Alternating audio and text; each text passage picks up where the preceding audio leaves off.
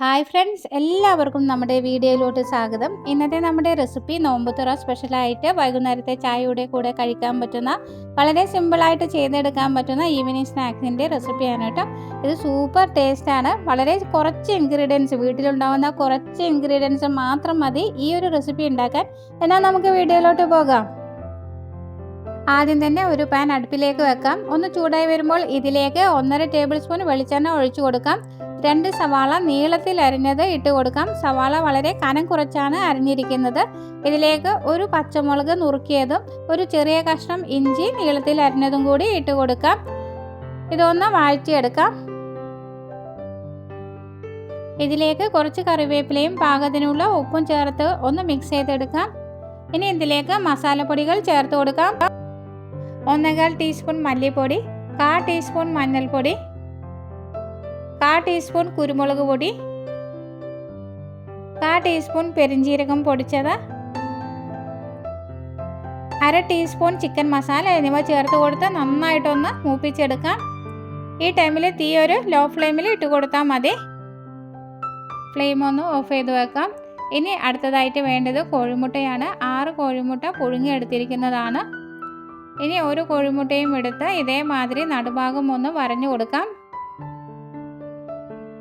2ആയിട്ട് cut ചെയ്യുന്നില്ല കേട്ടോ. നടുഭാഗം ഒന്ന് വരഞ്ഞു കൊടുത്തിട്ട് അതിലുള്ള മഞ്ഞ ഉണ്ണി ഒന്ന് പുറത്തേക്ക് എടുത്ത് മാറ്റി വെക്കാം.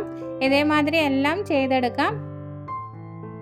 ഇനി നമ്മൾ എടുത്തിരിക്കുന്ന മഞ്ഞക്കരു നമ്മുടെ മസാലയിലേക്ക് ഇട്ട് കൊടുത്ത് നന്നായിട്ടൊന്ന് ഉടയ്ക്കാം. വല്ലാതെ പൊടിയായിട്ട് ഉടയ്ക്കണ്ട കേട്ടോ. ഇതേമാതിരി ചെയ്തെടുക്കാം.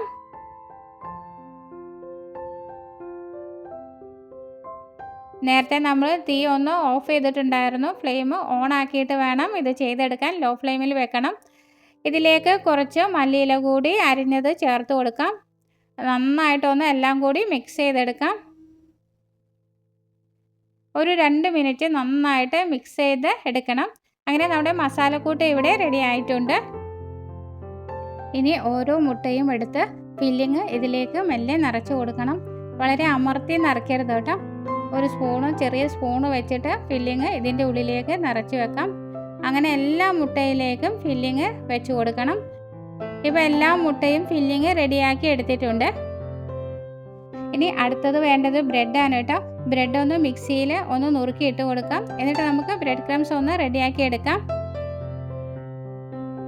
കടയിൽ നിന്ന് വാങ്ങുന്ന ബ്രെഡ് ക്രംസിനേക്കാളും ഇങ്ങനെ നമ്മൾ അപ്പോൾ പൊടിച്ചെടുക്കുന്ന ബ്രെഡ് ക്രംസ് ആണ് ഈ ഒരു റെസിപ്പിക്ക് നല്ലത്. 8 ബ്രെഡോളം ഞാനിവിടെ പൊടിച്ചെടുത്തിട്ടുണ്ട്. ഇനി ഇതിലേക്ക് കുറച്ച് മല്ലിയില അരിഞ്ഞതും 1/4 ടീസ്പൂൺ ചില്ലി ഫ്ലേക്സും കൂടി ചേർത്ത് കൊടുക്കാം. ചില്ലി ഫ്ലേക്സ് ചേർത്തതിന് ശേഷം ഇതൊന്ന് നന്നായിട്ട് മിക്സ് ചെയ്തെടുക്കാം. ഇനി ഒരു ബൗൾ എടുക്കാം. അതിലേക്ക് 1 കപ്പ് മൈദാപ്പൊടി ഇട്ട് കൊടുക്കാം. ഇതിലേക്ക് 1/2 ടീസ്പൂൺ കുരുമുളക് പൊടിയും പാകത്തിനുള്ള ഉപ്പും കൂടി ചേർത്ത് കൊടുക്കാം. ഇതിലേക്ക് കുറേശ്ശെ വെള്ളം ഒഴിച്ചു കൊടുത്ത് നല്ലൊരു ബാറ്റർ റെഡിയാക്കി എടുക്കാം. വളരെ തിക്കാകരുത്, അതേമാതിരി വളരെ ലൂസും ആകരുത്. ഈ ഒരു പരുവത്തിൽ വേണം ബാറ്റർ റെഡിയാക്കി എടുക്കാൻ. ഇനി നമ്മൾ ഫില്ലിങ് വെച്ചിരിക്കുന്ന ഓരോ മുട്ടയും എടുത്തിട്ട് ഈ ബാറ്ററിൽ മുക്കിയെടുക്കാം. നന്നായിട്ട് മുക്കിയെടുക്കണം. അതിനുശേഷം നമ്മൾ മാറ്റി വെച്ചിരിക്കുന്ന ബ്രെഡ് ക്രംസ് ഉണ്ടല്ലോ, അതിൽ പൊതിഞ്ഞെടുക്കാം. ഇത് ഡബിൾ കോട്ടിങ് ചെയ്തെടുക്കണം. ഇനി വീണ്ടും ഇത് മൈദയിൽ മുക്കി ഒന്നും കൂടി ഈ ബ്രെഡ് ക്രംസിൽ പൊതിഞ്ഞെടുക്കാം. മുട്ട ആയതുകൊണ്ട് തന്നെ 2 പ്രാവശ്യം എന്തായാലും ഡബിൾ കോട്ടിങ് ചെയ്തെടുക്കണം. അങ്ങനെ എല്ലാ മുട്ടയും ഇതേമാതിരി റെഡിയാക്കി എടുക്കാം.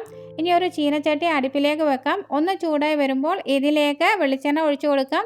നിങ്ങൾ ഏത് ഓയിലാണോ യൂസ് ചെയ്യുന്നത് അത് ഉപയോഗിക്കാവുന്നതാണ്. എണ്ണ നന്നായിട്ട് ചൂടായി വരുമ്പോൾ ഇതിലേക്ക് ഓരോ മുട്ടയും ഇട്ട് കൊടുക്കാം. 2 വശവും നന്നായിട്ട് മൊരിയിപ്പിച്ചെടുക്കാം.